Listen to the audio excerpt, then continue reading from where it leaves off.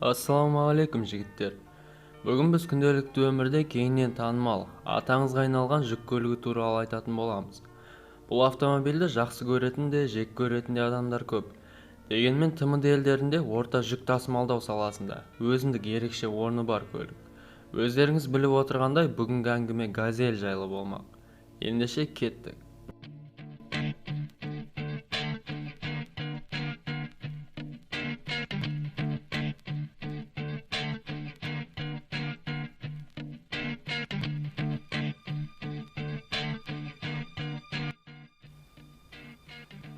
Совет өкіметі кезін еске алайық.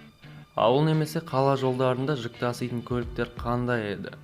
Жанармайды көп қажет ететін ГАЗ-51, ГАЗ-53 немесе ЗИЛ-130 сияқты жүк көліктері болатын. Газельге ең жақыны ол кезде УАЗдық буханка еді. Бірақ ол автомобиль заман талабына сай келмейтіндігін түсінген орыстар КПСС жиналысының 26 съезінде халыққа жанармай көп қажет етпейтін, шетел көліктермен бәсекеге қабілетті кішігірім жүк көлігін ойлап табу мақсатқа алынды. Бір қызығы, сол кезде орыстардың ескірген буханкасы әлі күнге дейін шығарылады. Жаңа жобаның басына УАЗдық Андриан Макаровты жетекші етіп қояды. Сонымен инженерлер шабыт алу үшін сол кездегі бірнеше шетелдік көліктер сатып алынған болатын.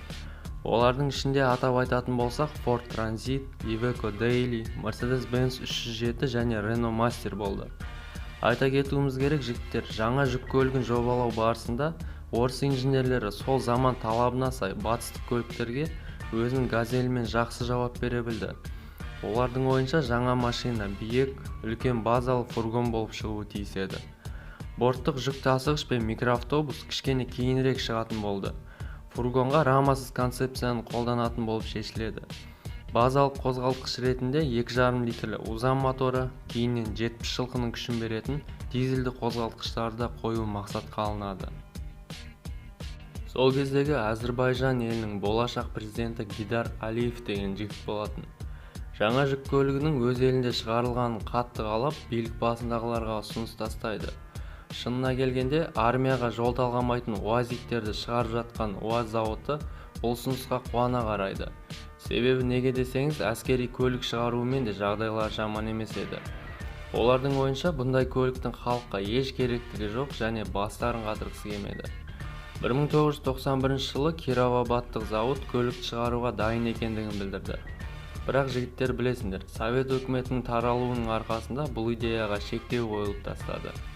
Кейіннен өкіметтің шешімі бойынша УАЗдықтар сонша ойластырған автомобильді шығару кейінге қалдырылады. УАЗ полуторка немесе УАЗ 3327 автомобилі шикі макет түрінде қалып кетеді. Сонымен газельді жасау хронологиясы былай бастау алады. 1989 жылы газельді жобалау жұмыстары басталды. 1991 жылы ең бірінші макеттер жарық көреді. Кейіннен оны тексеру әрі түрлі сынақтардан өткізу жұмыстары 2 жыл бойы жүргізілді. 1,5 тонна жүк көтеретін газель 3302 автомобилі 1994 жылдың 20 шілдесінде зауыттан шығарыла бастайды. Бұл мағлұматты қайдан алдыңыз десеңіз, газ зауытының тарихи жазбаларында кездесетін деректерден алдық. Неге бұлай жылдам деп ойлайсыздар? Себебі УАЗдық инженерлердің айтуы бойынша газ зауытының инженерлері олардың көптен бері ойластырған идеяларын ұрлап алған деседі. Жігіттер, көбің ойлайтын шығарсыңдар, неліктен газель? Неге бұл жүк көлігі газель деп атау алды? Соған жауап іздеп көрдім. Бірақ оны айтпай тұрып, менің каналыма тіркеліп, лайк қалдырып кетулеріңізді сұранамын. Главное, от души болса болды.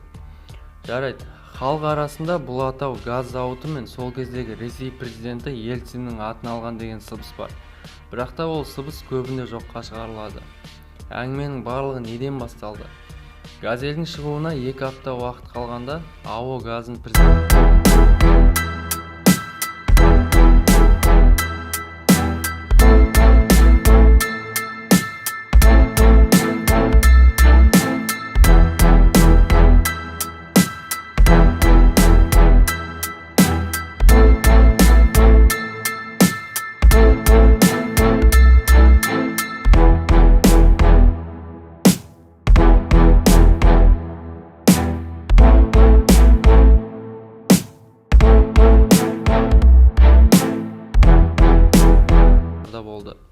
Сол кезбен салыстырғанда заманға лайықты атаулар келісесіз бе? Ең соңында мысал ретінде тек жануарлардың есімдері ғана қалды. Олар белка, пчелка деген сияқты. Соны ойлап отырып газель атауы есіме түсті. Көзім ашылғандай болып, оппа, міне нағыз атау. Онымен қоса газель жануарының бірінші сөзі біздің зауыттың атауы. Қуанышымда шек болмады. Жануар атауын автомобильге ауыстырып елестетсе, біздің газель еске түседі. Тіпті капот формасы ешкінің тұмсығын еске түсіреді дейді.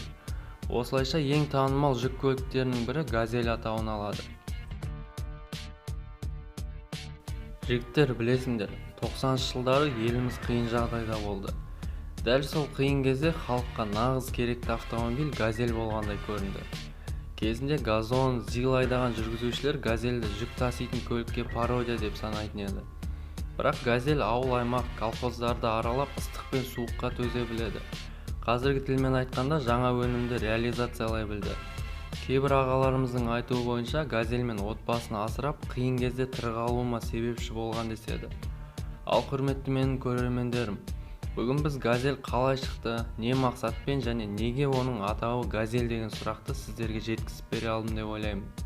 Менің каналыма тіркеліп, лайықты болсам лайк қалдырып пікір жазып кетіңіз. Алда талай қызық күтіп тұр. Сіздермен болған Abzik Motors. Сау.